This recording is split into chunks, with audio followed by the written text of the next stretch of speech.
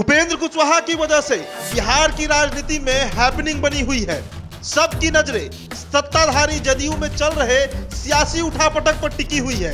कुशवाहा ने खुले तौर पर नीतीश कुमार को चुनौती दी है। हाथों हाथ स्वागत करने के लिए बीजेपी भी तैयार बैठी है, मगर उपेंद्र कुशवाहा खाली हाथ आना नहीं चाहते हैं। अब सबकी नजर जदयू के एक्शन पर है। बिहार में बीजेपी को आखिर शुरुआती सफलता मिल ही गई। अब महागठबंधन सरकार को परास्त करने की रणनीति पर काम कर रही है। नीतीश कुमार और उपेंद्र कुशवाहा में आर पार की लड़ाई चल रही है और इसने भाजपा की राह को आसान करते हुए एक बड़ा मुद्दा हाथों में सौंप दिया है।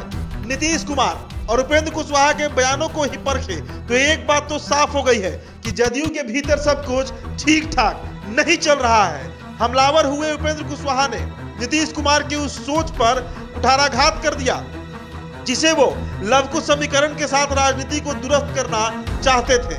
हद तो ये हो गया कि जदयू के इस आपसी घात प्रतिघात में भाजपा के पक्ष में एक नए परिदृश्य और नए अंदाज का लवकुश समीकरण का उदय होते दिख रहा है।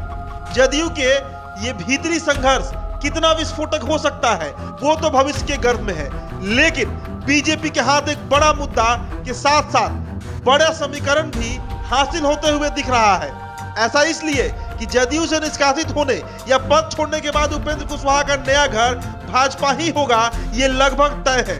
भाजपा केंद्रीय नेतृत्व के लिए ये एक बड़ी सफलता है। बिहार की राजनीति में पिछड़ी जाति में यादव के बाद कुशवाहा वोटरों की संख्या सबसे अधिक है।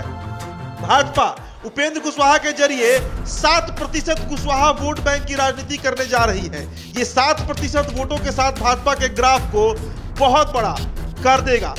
पत्रकारों से बातचीत के क्रम में उपेंद्र कुशवाहा ने जितने आरोप नीतीश कुमार पर लगाए, उसके बाद जदयू में रहना उनके लिए अब लगभग नामुमकिन हो चुका है।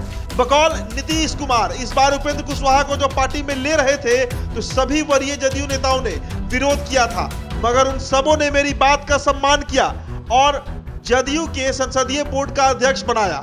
ऐसे में अब नीतीश कुमार के दिल के कोने में कहीं कुछ ऐसा एहसास बैठा हो तो भी उनके पास रह रहे जदयू के नेता उनकी वापसी पर ग्रहण की तरह बैठे रहेंगे। लेकिन यह भी सच है कि नीतीश कुमार विद्रोही उपेंद्र कुशवाहा को अब नोटिस तक नहीं लेने जा रहे हैं। उपेंद्र कुशवाहा का वही हश्र होगा जो शिवानंद तिवारी का हुआ। हाल ही में आरसीपी सिंह को भी दल से किनारा किया गया।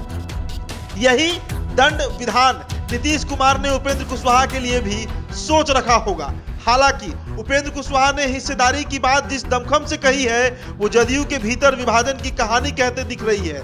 ये कहना अभी संभव नहीं है कि उपेंद्र कुशवाहा कितना बड़ा टुकड़ा लेकर निकलते हैं। वहीं दूसरी ओर उपेंद्र कुशवाहा की संवैधानिक स्थिति क्या होने जा रही है? क्या वे जदयू के संसदीय बोर्ड के अध्यक्ष रह पाएंगे?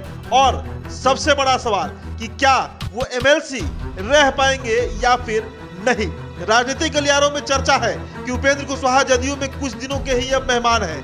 पहले उनका संसदीय बोर्ड के अध्यक्ष का पद छीन लिया जाएगा। जहां तक एमएलसी के पद पर बने रहने का सवाल है तो वो पद भी इनके हाथ से जाना तय है। उपेंद्र कुशवाहा चूंकि राज्यपाल कोटे से आए हैं, इसलिए पार्टी की तरफ से सभापति देवेश चंद्र ठाकुर को पदमुक्त करने का एक पत्र लिखा जाएगा। इतिहास में ऐसे मौका एमएलसी रहे, सम्राट चौधरी के संदर्भ में भी आया था, तब भी उन्हें एमएलसी पद छोड़ना पड़ा था।